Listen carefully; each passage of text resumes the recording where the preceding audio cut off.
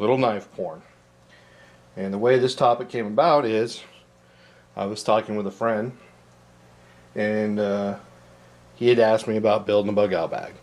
He'd like to get started, realizes that he is unprepared in many different ways, even just for bad weather for the area that we live in.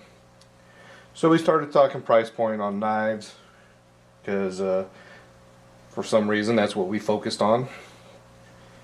And I suggested that he could even go with a knife like this. This is the Mora. These have been around the survival community for a few years, lots of years actually. Stainless steel blade. This one has the rubberized grip. Traditionally they have the wood grip, and you can pick these up for anywhere from $12 to $15. Excellent knife. Easy to sharpen in the field. They hold a good edge. The only problem is you really can't baton with them or cut anything heavy. But you can always find small wood, twigs, etc. to get your fire going, and then do the technique where you just push the wood into the fire to let it burn down rather than trying to split it with your knife, as you see so many people trying to do nowadays in their videos. Another option I suggested to him that's not very expensive if you want something a little bigger is a Condor. These are carbon steel knives. This is their Woodsman.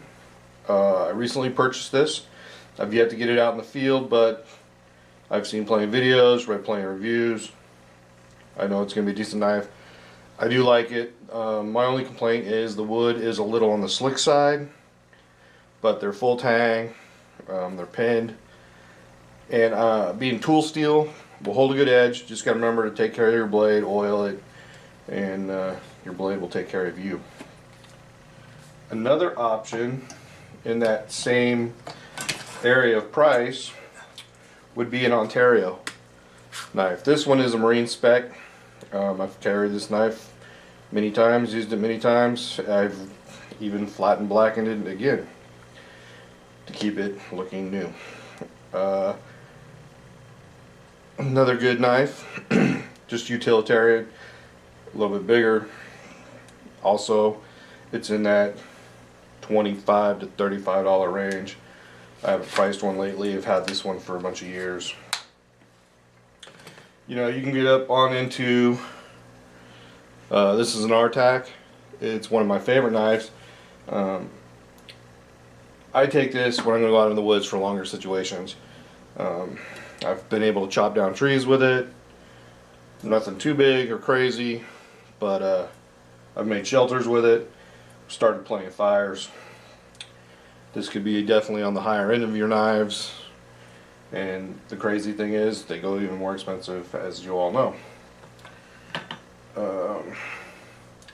What I was telling him though is you need to be, if you have a bigger knife such as the RTAC and you're using this for your primary cutting of your bigger cutting stuff, you could even go with your everyday carry knife as your primary cutting tool to do your finer work with. And if you're in a situation, you should have this with you. Even this is one of my favorite multi-tools. I don't carry it very much just because of the weight, and this is a Victorinox, Swiss Army knife multi-tool. And one of the features I definitely like about this blade is the fact that when the tools are open, yes, they lock in place.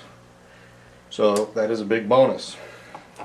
So even one of these can become your cutting tool in a survival situation.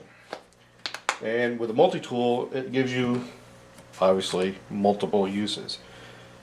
I would suggest any blade you do carry be a locking blade, especially if you're going to take it to the woods. Another smaller blade option that I recommended to him is another Ontario. This is the Rat 3. Small, very easy, very comfortable in the hand, holds a decent edge. I like it.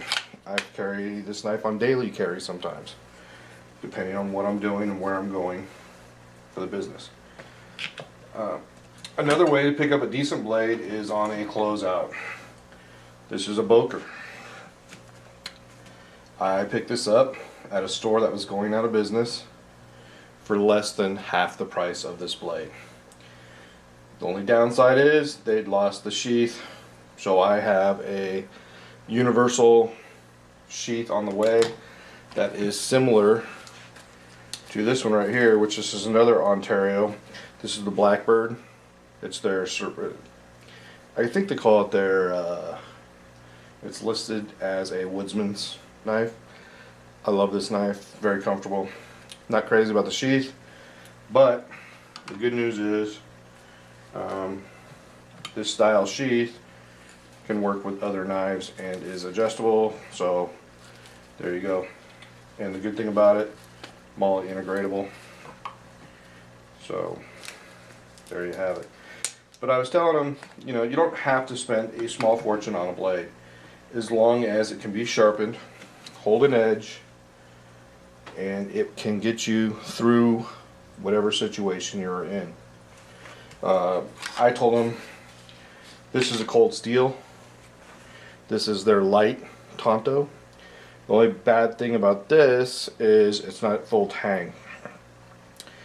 So I would feel that this knife would probably break under a heavy beating. I've used it to cut boxes, trim small limbs from some smaller branches from limbs for fire making and shelter. My only complaint about this too is the way the knife has to go into the sheath. It can only be carried one way, but you can carry it on MOLLE, but it's only got this little plastic clip, so it's not the greatest. So if you're just getting started, don't get discouraged. Buy what you can afford, but shop around. You know, don't buy a knife of this size for $25 and then take it to the woods and beat on it and it breaks within 10 minutes, or expect it to hold a decent edge for more than a few cuts. You know, I have learned with my gear, it's better to save a little and buy what you want or what you deem as a good buy than to buy something cheap and go, I'll just use this till it gets me by, and then you're buying 3 or 4 of them because they break, they don't hold up, or it's not exactly what you wanted, therefore it's not filling the need you wanted it for. But so just a little knife porn, get you guys by. Keep on watching. I will be doing a video soon about making a bug out bag. I'm thinking I'm going to break it down into a couple different ones. So stay tuned for that, and thank you for watching.